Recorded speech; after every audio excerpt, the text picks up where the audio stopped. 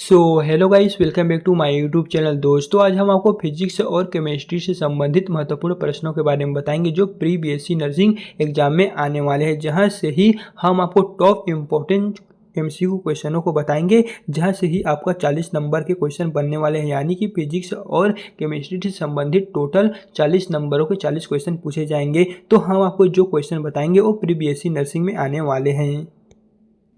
तो चलिए फ्रेंड्स, सबसे पहले हम आपको केमिस्ट्री से संबंधित जितने भी महत्वपूर्ण क्वेश्चन आएंगे उनके बारे में बता देते हैं। फिर इसी वीडियो में हम आपको फिजिक्स सभी क्वेश्चन बताते हुए चलेंगे। तो फर्स्ट में आपको केमिस्ट्री से संबंधित देखने को मिलेगा, निम्न में से कौन बफर के रूप में कार्य करेगा। यहाँ पर ऑप्शन आपको 4 दिया हुआ है, जिसका फ्रेंड्स करेक्ट आंसर हो जाएगा 41 नंबर में है बी।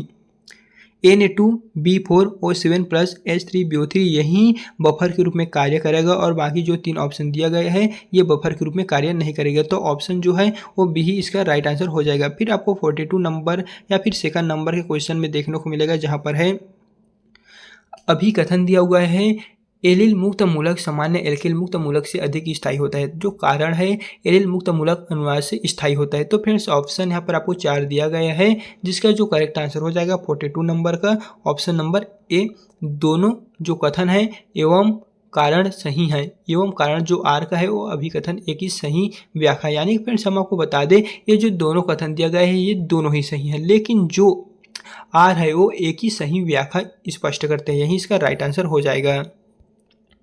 देन यहाँ पर नेक्स्ट क्वेश्चन में देखने को मिलेगा BaCl3 FeCl3 ग्लूकोज एवं NaCl के सम अणुक विलयनों के प्रसार आपका क्रम होगा। यहाँ पर आपको क्रम दिया गया है BaCl2 FeCl3 glucose NaCl, FeCl3 BaCl2 NaCl glucose, glucose NaCl BaCl2 FeCl3, NaCl BaCl2 glucose FeCl3। तो फ्रेंड्स, 43 नंबर का करेक्ट आंसर है option number b FeCl3 BaCl2 NaCl glucose. यही फ्रेंड्स जो दिया गया है ये राइट आंसर हो जाएगा, ऑप्शन नंबर बी इसका करेक्ट है।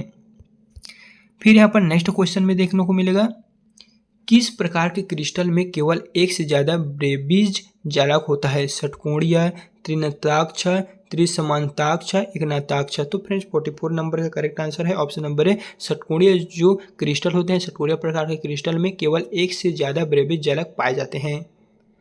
प्राथमिक एमीन के लिए विशिष्ट परीक्षण है हॉफमैन मार्टियर्स अभिक्रिया, फ्रीडरकॉफ्ट अभिक्रिया, हॉफमैन ब्रोमाइड अभिक्रिया, कार्बिल एमीन अभिक्रिया। तो फ्रेंड्स, 45 नंबर का करेक्ट आंसर है ऑप्शन नंबर डी कार्बेमीन। जो कार्बिल एमीन अभिक्रिया होते हैं वो प्राथमिक एमीन के लिए विशिष्ट होते हैं। जो आपको एमीन यहाँ पर भी है, एमीन यहाँ पर भी है, तो यही इसका राइट आंसर हो जाएगा।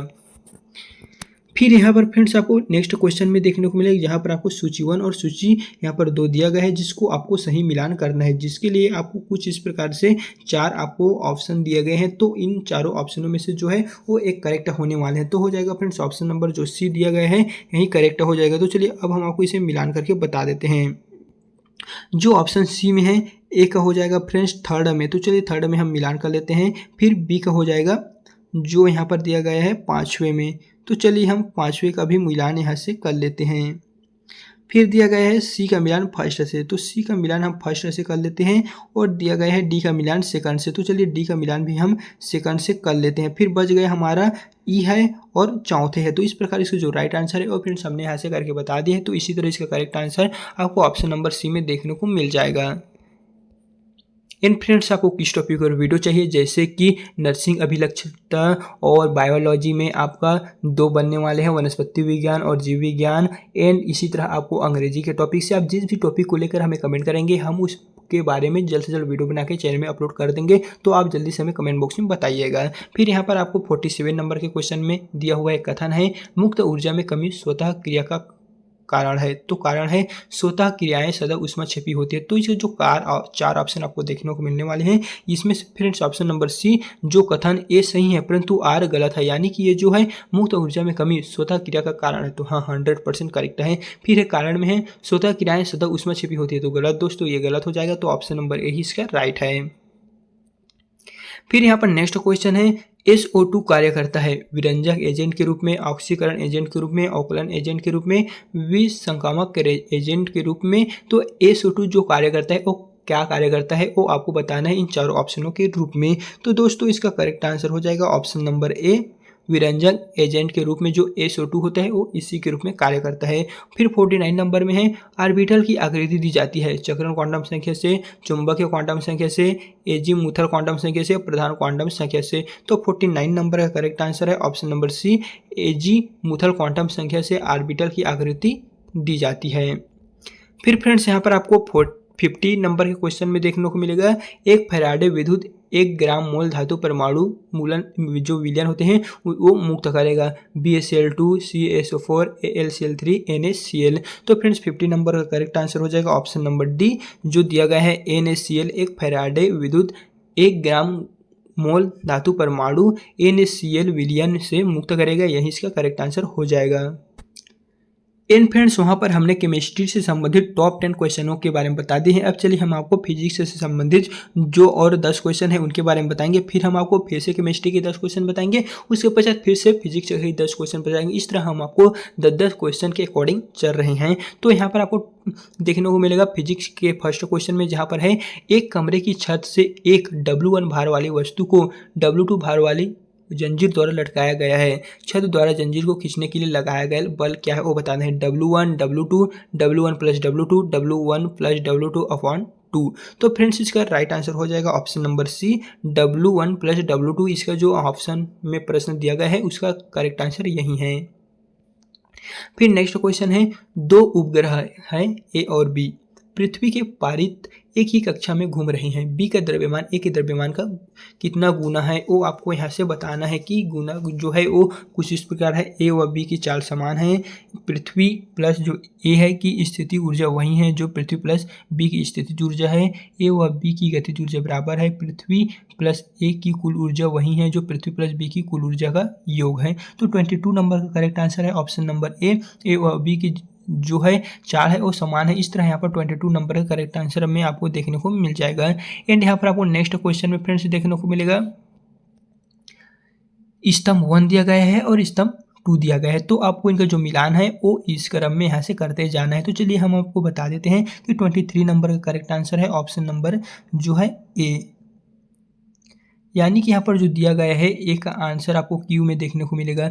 जो दिया गया है धनात्मक बिंदु आवेश के कारण विद्युत बल रेखाएं वो आपको देखने को मिलेगा क्यू में, त्रिज्या बाहर की तरफ होती है। फिर उसी तरह आपको देखने को मिलेगा बी ऋणात्मक बिंदु आवेश के कारण विद्युत बल रेखाएं होती है।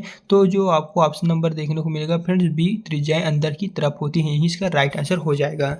फिर यहाँ पर आपको 24 नंबर के क्वेश्चन में देखने को मिलेगा एक चुंबक का चुंबकीय आघूर्ण m है। यदि उसे अर्धवृत्ताकार रूप में जोड़ा जाए तो उनका जो है वो चुंबकीय आघूर्ण क्या होगा। m upon pi, m upon 2, m upon pi. तो फ्रेंड्स 24 नंबर का करेक्ट आंसर है option number D 2m upon pi. एक चुंबक का जो चुंबकीय आघूर्ण है m है, यदि उसे अर्धवृत्ताकार रूप में जोड़ा जाए या मोड़ा जाए तो उसका जो चुंबकीय आघूर्ण होगा वो 2m पाई अपॉन पाई होगा।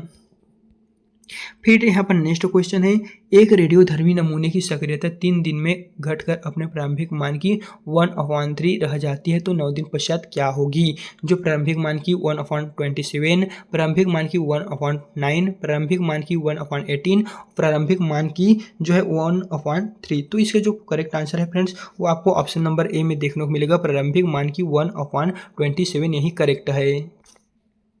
एंड यहाँ से नीचे गिराएंगे तो आपको 26 नंबर के क्वेश्चन में देखने को मिलेगा।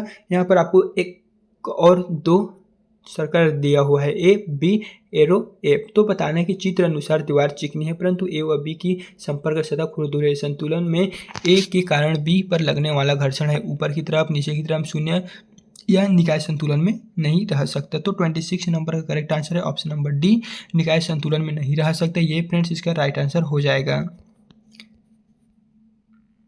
फिर यहाँ पर 27 नंबर के क्वेश्चन में है 3 आवेशित अनंत पत्रकों को XY तल के अनुदिश चित्र अनुसार समांतर रखा गया है जिनका आवेश घनत्व प्रदर्शित है। बिंदु B पर विद्युत क्षेत्र का मान ज्ञात कीजिए। यानी कि जो बिंदु P है इस पर जो विद्युत क्षेत्र का मान है वो कितना है, इन चारों ऑप्शनों में से आपको फाइंड आउट करना है। तो 27 नंबर का करेक्ट आंसर है option number c -2 sigma upon जो यहाँ पर दिया गया है कुछ इस प्रकार से दोस्तों इसका करेक्ट आंसर हो जाएगा। जो यहाँ पर P पर जो विद्युत क्षेत्र का मान है वो इंगित कर रहा है। फिर यहाँ पर आपको नेक्स्ट में देखने को मिलेगा 28 नंबर में एक आपको यहाँ पर सर्कल दिया गया है और इस सर्कल के आधार पर आपको बताना है कि बिंदु ए व बी के मध्य तुल्य धारिता कितनी है, ये यहाँ पर पूछा गया है। वहाँ पर ऑप्शन है 1 म्यू एफ, ऑप्शन बी है 2 म्यू एफ, ऑप्शन सी है 0, ऑप्शन डी है अनंत। तो इसका राइट आंसर हो जाएगा 28 नंबर का option number b 2 mu F. Friends यहाँ पर आपको देखने को मिलेगा 2 म्यू एफ, यहीं पर इसका राइट आंसर आपको देखने को मिल जाएगा। फिर 29 नंबर के क्वेश्चन में आपको देखने को मिलेगा सघन माध्यम पर जब कोई तरंग परिवर्तित होता है तो उसकी कला में परिवर्तन होता है 0 डिग्री, 45 डिग्री, 90 डिग्री, 180 डिग्री। तो इसका करेक्ट आंसर है 29 नंबर का ऑप्शन नंबर डी 180 डिग्री, इसका राइट आंसर हो जाएगा।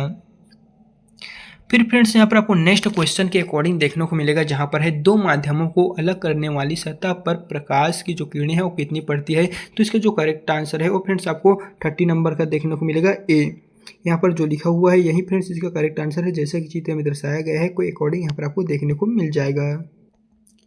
तो फ्रेंड्स अगर वीडियो पसंद आए तो वीडियो को लाइक करना ना भूलें। तो चलिए फिर मिलते हैं इसी तरह के एक नए वीडियो के साथ।